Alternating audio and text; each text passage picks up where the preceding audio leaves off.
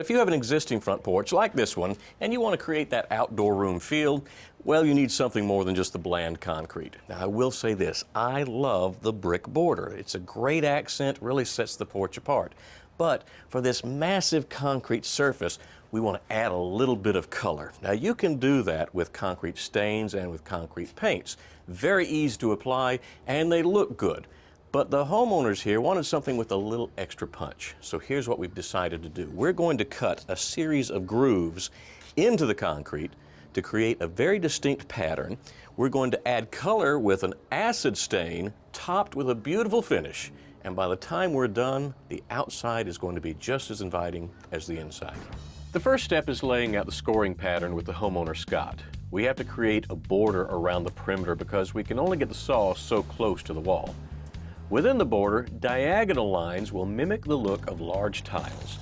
We're using an ordinary circular saw fitted with a diamond-tipped masonry blade to make the cuts, but we're only cutting about 1/4 of an inch deep. A straight edge is a must because the cutting is slow and the lines are long. It's also dusty, so safety glasses and dust masks are important too. A quick rinse clears off the dust without stirring it up further before we wash the slab to remove any dirt, oil, or anything else that would prevent the stain from penetrating the slab. We're using a pump-up garden sprayer to apply the stain, which actually is an acid. Before it's applied, the slab is dampened slightly and everything else is covered up. As the acid reacts with the minerals in the concrete, it's going to change color. The intensity will vary depending on the slab's mineral content from one area to the next. A mixture of water and baking soda is going to be applied the next day to neutralize the acid, and the residue is vacuumed away.